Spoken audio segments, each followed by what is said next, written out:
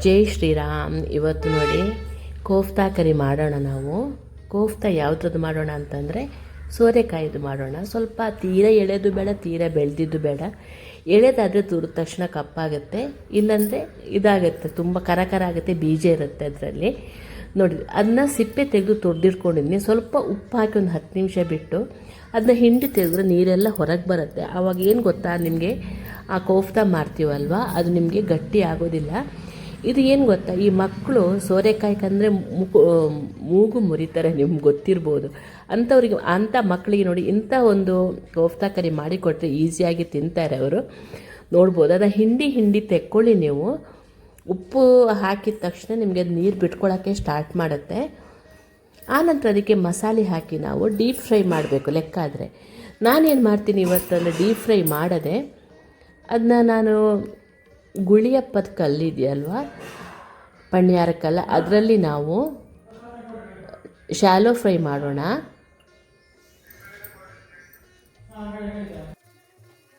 ಅದಕ್ಕೀಗ ಕೆಲವೆಲ್ಲ ಮಸಾಲೆ ಹಾಕ್ಕೊಂಡು ನಾವು ಅದನ್ನ ಸೆಟ್ ಮಾಡೋಣ. ನೋಡಿ, ಫಸ್ಟ್ ಅದು ಅರಿಶಿಣದ ಪುಡಿ, ಖಾರದ ಪುಡಿ. ಇದಕ್ಕೆ ಮೇಯ್ನ್ ಏನು ಗೊತ್ತಾ, ಕೊತ್ತಂಬರಿ ಪುಡಿ ಬೇಕು ಆ್ಯಕ್ಚುಲಿ. ಕೊತ್ತಂಬರಿ ಪುಡಿ, ಜೀರಿಗೆ ಪುಡಿ, ಆನಂತರ ನೋಡಿ ಗರಂ ಮಸಾಲ, ಉಪ್ಪು, ಸ್ವಲ್ಪ ಇಂಗು, ಆಮೇಲೆ ಕೊತ್ತಂಬರಿ ಸೊಪ್ಪು, ಇದೆಲ್ಲ ಹಾಕ್ಕೊಂಡು ನಾವು ಮಾಡಬೇಕು. ಕೊತ್ತಂಬರಿ ಸೊಪ್ಪು ಬೇಕು, ಕೊತ್ತಂಬರಿ ಪುಡಿನೂ ಬೇಕು. ನಿಮಗೆ ಬೇಕು ಅಂದರೆ ಇಲ್ಲಿ ಕಾಯಿ ಮೆಣಸು ಹಾಕ್ಕೊಳ್ಬೋದು. ಆ ಹಿಂಡಿ ತೆಗೆದ ನೀರನ್ನು ಎಸಿಬೇಡಿ, ನಮಗೆ ಅದು ಗ್ರೇವಿಗೆ ಚೆಂದ ಹೆಲ್ಪ್ ಆಗುತ್ತೆ. ಇದನ್ನ ಒಂದ್ಸಲ ಈ ಮಸಾಲೆಗಳನ್ನೆಲ್ಲ ಈ ತರಕಾರಿ ಜೊತೆ ಮಿಕ್ಸ್ ಮಾಡಿಕೊಂಡು ನೋಡಿ, ಮಿಕ್ಸ್ ಮಾಡ್ಕೊಂಡು ಸ್ವಲ್ಪ ಇಂಗು ಹಾಕೋದು ಮರ್ತಿದ್ದೆ, ಇಂಗು ಹಾಕದೆ ನೋಡ್ಬೋದು ನೀವು. ಇದಕ್ಕೇನು ಎಷ್ಟು ಹಿಡಿಸುತ್ತೋ ಅಷ್ಟು ಕಡಲೆ ಹಿಟ್ಟು ಹಾಕಬೇಕು. ಸಪೋಸ್ ನಾವು ನೀರು ಅದನ್ನ ಹಿಂಡಿ ತೆಗೆದಿಲ್ಲ ಅಂತಂದರೆ ಏನಾಗುತ್ತೆ ಅಂದರೆ, ಕಡಲೆ ಹಿಟ್ಟು ಸಿಕ್ಕಾಪಟ್ಟೆ ಅದು ಎಳ್ಕೊಳ್ಳುತ್ತೆ, ಆವಾಗ ಅದು ಗಟ್ಟಿಯಾಗ್ತಾ ಬರುತ್ತೆ. ನೋಡಿ, ಈ ಥರ ನೀಟಾಗಿ ಅದನ್ನ ಮಿಕ್ಸ್ ಮಾಡ್ಕೊಳ್ಳಿ. ಮಿಕ್ಸ್ ಮಾಡಿಕೊಂಡು ಉಂಡೆ ಮಾಡಿಟ್ಕೊಳ್ಳಿ. ಉಂಡೆ ಬರುವ ಎಷ್ಟು ಬೇಕು ಉಂಡೆ ಬರಲಿಕ್ಕೆ ಅಷ್ಟು ಕಡಲೆ ಹಿಟ್ಟು ಹಾಕ್ಕೊಳ್ಳಿ.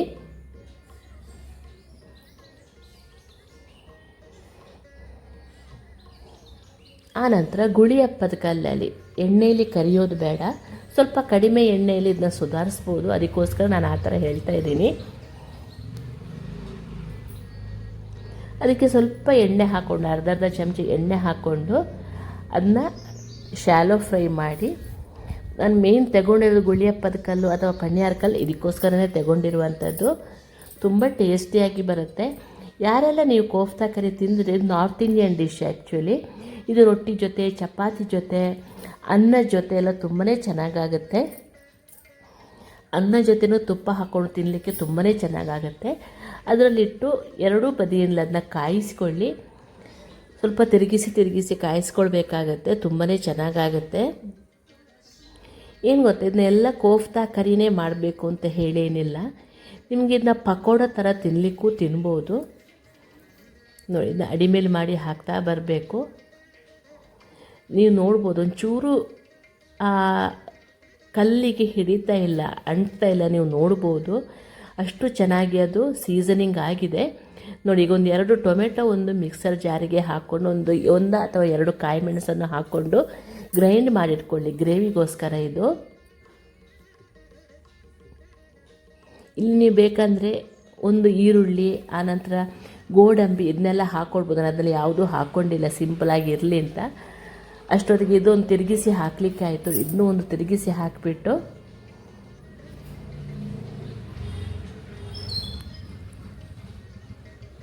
ತಿರುಗಿಸಿ ಹಾಕಿ ಅದು ಆಗಿ ನೋಡ್ಬೋದು ನೀವು. ತುಂಬ ಸ್ಮೂತಾಗಿ ತುಂಬ ಚೆನ್ನಾಗಿ ಬಂದಿತ್ತು ಇದು. ಸ್ವಲ್ಪ ಮುಚ್ಚಿ ಬೇಯಿಸಿದ್ರೆ ಸಾಕು, ಒಳಗಿಂದೆಲ್ಲ ಬೆಂದುಬಿಡುತ್ತೆ. ನೋಡಿ, ನಮ್ಮ ಬೆಕ್ಕು ಪುನಃ ಬಂತು. ಊಟ ಟೈಮಿಗೆ ಅದು ಕರೆಕ್ಟಾಗಿ ಬರ್ತಾರೆ ಅವರೆಲ್ಲ.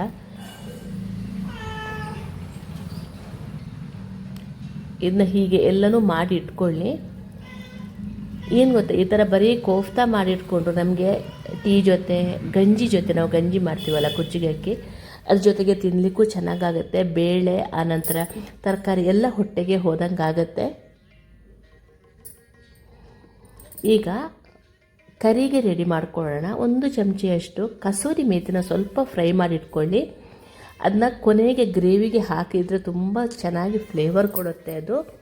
ಆನಂತರ ಅದೇ ಬಾಣಲಿಗೆ ಎಣ್ಣೆ ಹಾಕ್ಕೊಂಡು ಜೀರಿಗೆ, ಆನಂತರ ನೋಡಿ ಜೀರಿಗೆ ಹಾಕಿ ಹುರಿಯಕ್ಕೆ ಬಿಡಿ.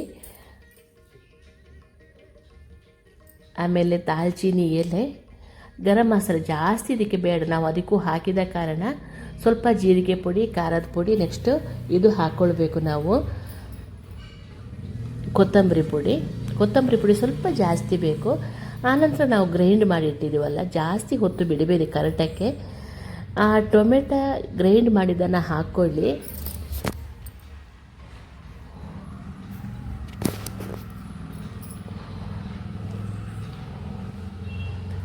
ಅದು ಎಷ್ಟು ಅದನ್ನ ನಾವು ಫ್ರೈ ಮಾಡಬೇಕಂದ್ರೆ ಎಣ್ಣೆ ಬಿಟ್ಕೊಳ್ಳೋಕ್ಕೆ ಸ್ಟಾರ್ಟ್ ಆಗಬೇಕು, ಅಷ್ಟು ತನಕ ಅದು ಅದರ ಮಸಾಲೆ ಸ್ಮೆಲ್ಲೆಲ್ಲ ಹೋಗಬೇಕು.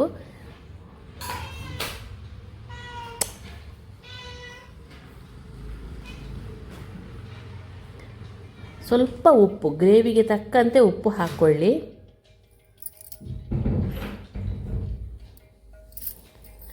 ಆನಂತರ ನಿಮಗೆ ಸ್ವಲ್ಪ ಕಡಲೆ ಹಿಟ್ಟು ಹಾಕ್ಕೊಂಡ್ರೂ ಟೇಸ್ಟು ಚೆನ್ನಾಗಿ ಬರುತ್ತೆ. ನನಗೆ ಸ್ವಲ್ಪ ಏನು ಗೊತ್ತಾ, ಈರುಳ್ಳಿ ಹಾಕದ ಕಾರಣ ಗ್ರೇವಿ ನೀರಾಗೋದು ಬೇಡ ಅಂತ ಸ್ವಲ್ಪ ಕಡಲೆ ಹಿಟ್ಟು ಹಾಕ್ಕೊಂಡೆ. ಟೇಸ್ಟು ಚೆನ್ನಾಗಿರುತ್ತೆ ಅದರದ್ದು. ಒಂದು ಸಲ ಮಾಡಿ ನೋಡಿ ನೀವು, ಈ ಥರ ತುಂಬಾ ಚೆನ್ನಾಗಿ ಬರುತ್ತೆ. ಈರುಳ್ಳಿ ಬೆಳ್ಳುಳ್ಳಿ ಹಾಕದೆ ಸಾತ್ವಿಕ ಅಡುಗೆಗಳನ್ನು ಅಥವಾ ಜೈನ್ ಥಾಲಿನ ಯಾವ ಥರ ಮಾಡ್ಬೋದು ಅಂತ ನೀವು ನೋಡ್ಬೋದು. ಇಲ್ಲಿ ನೋಡಿ, ಇದು ಎಣ್ಣೆ ಬಿಟ್ಕೊಂಡಿದೆ ನೋಡ್ಬೋದು. ಆವಾಗ ನಾವು ಆ ಸೋರೆಕಾಯಿ ತುರಿದ ನೀರಿತ್ತಲ್ಲ ಅದನ್ನ ಹಾಕ್ಕೊಳ್ಳಿ. ಅದು ಕುದಿ ಬಂದ ನಂತರ ನಾವು ಈ ಕೋಫ್ತಾ ಮಾಡಿರ್ತೀವಲ್ವ, ನಿಮಗೆ ಎಷ್ಟು ಬೇಕೋ ಅಷ್ಟು ಹಾಕ್ಕೊಳ್ಳಿ. ನಾನು ಸ್ವಲ್ಪ ಉಳಿಸ್ಕೊಂಡೆ, ಸ್ವಲ್ಪ ಗ್ರೇವಿನ ಇಷ್ಟಪಡ್ತಾರೆ ಮನೆಯಲ್ಲಿಂದ. ಒಂದು 2ರಿಂದ 3 ನಿಮಿಷ ಅಂತ ಕುದಿಸ್ಕೊಂಡ್ರೆ ಸಾಕು, ಕೋಫ್ತಾ ಕರಿ ರೆಡಿಯಾಗಿಬಿಡುತ್ತೆ. ನೋಡಿ ಹಾಗೇ ಬಿಡ್ತು. ಅದು ಏನು ಗೊತ್ತಾ, ಬಿಸಿ ಬಿಸಿಯಲ್ಲಿ ಸ್ವಲ್ಪ ನೀರು ಕಾಣಿಸುತ್ತೆ, ಸ್ವಲ್ಪ ತಣ್ಣಗಾದಾಗ ಕರೆಕ್ಟ್ ಆಗುತ್ತೆ. ನೋಡ್ಬೋದು ನೀವು ಇಲ್ಲಿ ಕೋಫ್ತಾ ಎಷ್ಟು ಸ್ಮೂತಾಗಿ ಬಂದಿದೆ ಅಂತ ಕಾಣಿ ನೀವು ಇಲ್ಲಿ. ಟೇಸ್ಟು ತುಂಬಾ ಚೆನ್ನಾಗಿರುತ್ತೆ ಹಾಗೆಯೇ ತಿನ್ನಲಿಕ್ಕೆ. ವಿಡಿಯೋ ಇಷ್ಟ ಆದರೆ ಗೊತ್ತಲ್ಲ, ಲೈಕ್ ಮಾಡೋದನ್ನು ಮರಿಬೇಡಿ, ಸಬ್ಸ್ಕ್ರೈಬ್ ಮಾಡ್ಕೊಂಡು ನೋಡಿ ಈ ರೆಸಿಪಿನ ಮಾಡಿ ಕಮೆಂಟ್ಸ್ ಮಾಡಿ. Thank you.